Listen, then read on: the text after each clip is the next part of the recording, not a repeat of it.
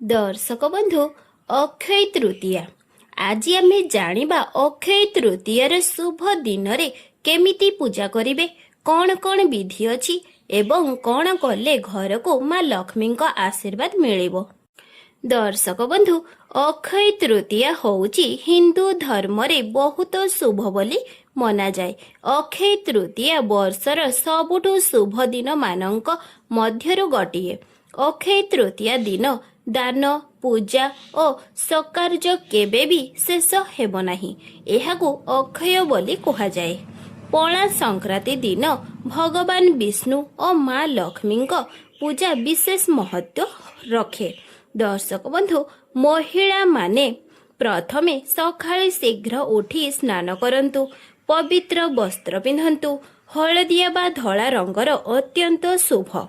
घरर पूजा स्थान को सफा करी एक सुंदर मंडप प्रस्तुत करंतु। सेठारे भगवान विष्णु और माँ लक्ष्मी फोटो बा मूर्ति स्थापना करंतु। एक कलशरे पानी भरी आंब पत्र और नड़िया रखी घट नड़िया स्थापना करंतु।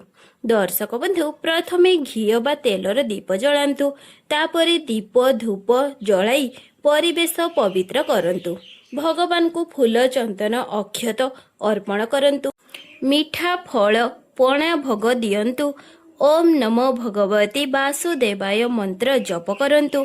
भगवान विष्णु और लक्ष्मी को आरती करंतु।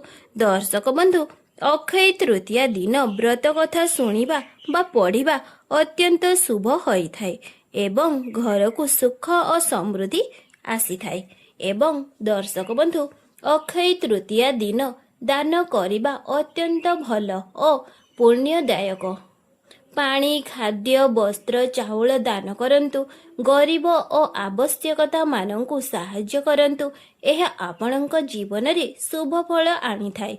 दर्शक बंधु एही दिन नुआ काम आरंभ करिबा अत्यंत शुभ होइताए एवं सुना किणिबा मध्य अत्यंत शुभ होइताए। एवं सबुठु जरूरी शुद्ध मन और भक्ति।